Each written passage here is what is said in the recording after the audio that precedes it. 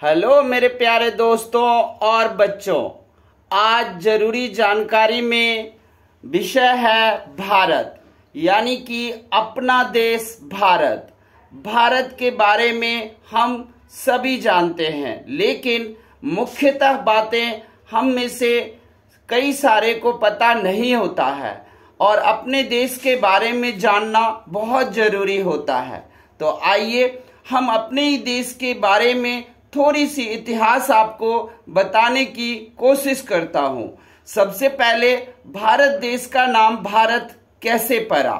भारत देश का नाम विश्वामित्र और मेनका का पुत्र दुष्यंत था और दुष्यंत का पुत्र हुआ भरत। भरत को कण्व ऋषि ने आशीर्वाद दिया था कि ये पूरे भारत को जीतकर एक महाप्रतापी राजा बनेगा और उसके बाद ये महाप्रतापी राजा बने और इन्हीं के नाम पर भारत देश भी पड़ा। कुछ का मानना है कि नहीं, भरत राजा पहले भी था और ये ऋषभ देव के पुत्र भरत थे, और कुछ कहते हैं कि नहीं, ऋषभ देव ही दुष्यंत थे, उन्हीं का पुत्र भारत पड़ा। इसके अलावा हम देखेंगे कि भारत के कितने नाम हैं। तो आप सब में से बहुत सारे लोग भारत के 4 नाम जानते हैं: भारत, हिंदुस्तान, इंडिया और आर्यावर्त। लेकिन 4 और नाम है, यानी कि भारत के 8 नाम पर्यायवाची के रूप में है। 5वां है जम्बूद्वीप, 6ठा है भारतखंड, 7वां है हिमवर्ष और 8वां है अजनाभ वेद। ये सारे नाम भी इनके हैं। अजनाभ वेद कहिए या अजनाभ वर्ष, 8 नाम है। इसके बाद जब हम भारत के इतिहास को देखते हैं तो भारत का इतिहास मिनिमम कम से कम 65,000 साल पुरानी है। 65,000 साल पहले अफ्रीका से यहाँ पर होमो सैपियंस मानव की प्रजाति इधर आई और ये पहले दक्षिण एशिया में रहते थे। धीरे धीरे ये भारत की तरफ भी आए और उसके बाद ये भारत में फैल गए। अब उसके बाद से हमें ज्यादा इतिहास के बारे में नहीं पता, हमें सिर्फ ये पता है कि आज से 4000 साल पहले वेद लिखा गया और वेद लिखने के बाद हम वेद के हिसाब से ही भारत के लोग चलते थे।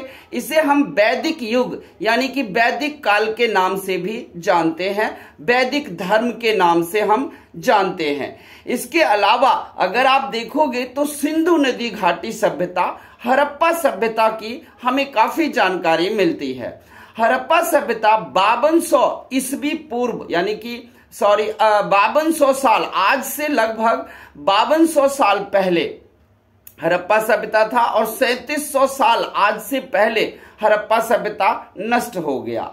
और इस बीच में हड़प्पा में आप लोग जानते हो हड़प्पा के लोग काफी साइंस में आगे थे, लेकिन हड़प्पा अचानक जमीन के अंदर दब गया और फिर सारे लोग कहाँ गए इसके बारे में जब हम हड़प्पा का इतिहास आपको बताएंगे तब सब कुछ बताएंगे कि हड़प्पा बर्बाद हो गया तो हड़प्पा में कोई भी लाश क्यों नहीं मिली, सब लोग कहाँ चले गए, ये सब हम हड़प्पा में ही बता सकते हैं। आज हम सिर्फ छोटे से भारत का इतिहास बताने आए हैं। इसके अलावा अगर आप देखो तो 327 ईस्वी पूर्व यानी कि आज से 2300 साल पहले चाणक्य और चंद्रगुप्त थे, जब भारत काफी शक्तिशाली हुआ था। महाजनपद मगध का ये राजा थे और चाणक्य मंत्री था और पूरे भारत में सबसे शक्तिशाली महाजनपद मगध हुआ था, उसकी जानकारी भी हमें मिलता है। इसी टाइम सिकंदर भी सपना लेकर आया था कि हम भारत पर विजय करेंगे, लेकिन शायद उनका ये सपना पूरा नहीं हुआ क्योंकि चाणक्य और चंद्रगुप्त जैसे लोग यहाँ थे। चाणक्य शक्तिशाली था तो चंद्रगुप्त सबसे बुद्धिमान व्यक्ति, और चाणक्य ने जो किताब लिखी थी आपको पता ही है, अर्थशास्त्र नाम की किताब कौटिल्य के नाम से। और चाणक्य के आज भी कोटेशन हम अपने सोशल साइट्स पर भरे देखते हैं। चाणक्य के कोटेशन से सब प्रभावित होते हैं। इसके बाद का जब चाणक्य चंद्रगुप्त खत्म होता है तो उसके बाद इतिहास भारत का मिलता नहीं है, क्योंकि ये कह लो कि भारत और पूरी दुनिया ही अंधकार युग में चल रहे थे। 10वीं 11वीं 12वीं शताब्दी में भारत फिर शक्तिशाली हो रहा था जब पृथ्वीराज चौहान सब थे। और पृथ्वीराज चौहान काफी शक्तिशाली थे, लेकिन वो अलग बात है कि गजनी या अन्य लोगों के साथ जो है मोहम्मद गौरी के साथ उनका युद्ध हुआ और वो धोखे से हार गए।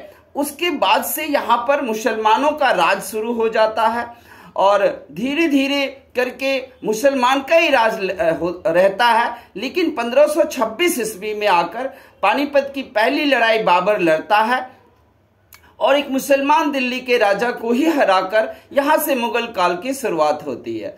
मुगल काल की शुरुआत होने के बाद 1707 ईस्वी में अंतिम शक्तिशाली बादशाह औरंगजेब की मृत्यु के बाद अंग्रेजों का यहाँ पर शासन शुरू हो जाता है और फिर अंग्रेज भारत को शोषण करना शुरू कर देता है।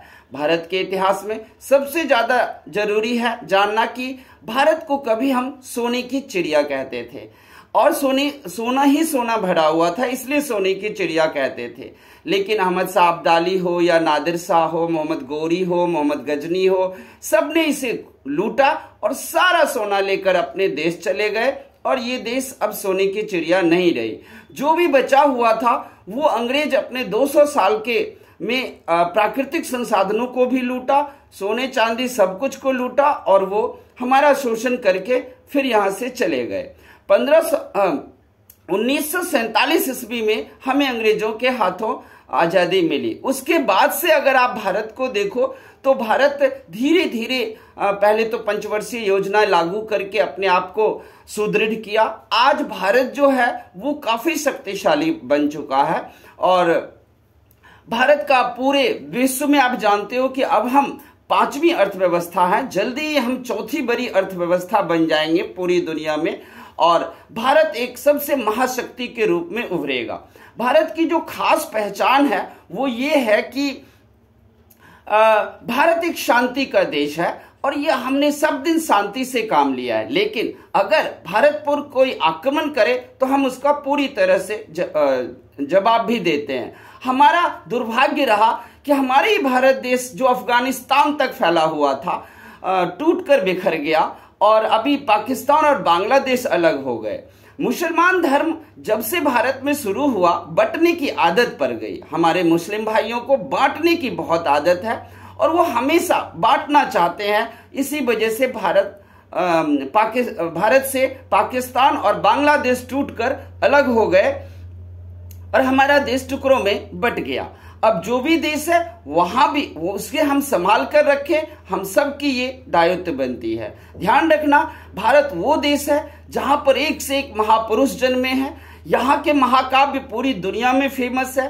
रामायण महाभारत दुनिया के सर्वश्रेष्ठ विश्वविद्यालय और यूनिवर्सिटीज में पढ़ाए जाते हैं। इसके अलावा आप देखोगे यहाँ पर महात्मा बुद्ध, कृष्ण, राम, महावीर, जैन सब जन्म लिए हैं जिनकी शिक्षाएं पूरी दुनिया में पढ़ाया जाता है और पूरी दुनिया में फैले हुए हैं।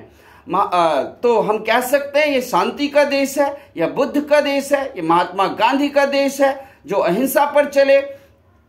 और हमारे पास अभी कई प्रतिद्वंदी हैं। हमारे अड़ोसी पड़ोसी जितने देश हैं वो कुछ हमसे दुश्मनी रखते हैं, लेकिन हमें उन्हें सबको शांतिपूर्ण जवाब देना आता है। लेकिन उन्होंने अगर आक्रामक रुख अपनाया तो भारत को वो भी आक्रामक जवाब भी देना आता है। भारत अब एक परमाणु शक्ति है जो दुनिया के 7 परमाणु शक्ति देश है उसमें से एक हम गिने जाते हैं। यानी कि हम किसी भी बात से कम नहीं हैं। हमारी भले ही 150 करोड़ आबादी हो, लेकिन 150 करोड़ आबादी को हम संभालना जानते हैं। यहाँ भारत में हिंदू, मुस्लिम, सिख, ईसाई सभी धर्म के लोग शांतिपूर्वक रहते हैं और सब भाईचारे के साथ रहते हैं।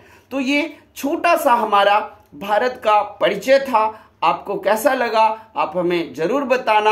हाँ, ये पार्ट 1 ही होगा। भारत के मैं कई पार्ट बनाऊंगा जिसमें अन्य बातों की चर्चा मैं करता रहूंगा। तब तक के लिए जय हिंद, जय भारत, जय हिंदुस्तान।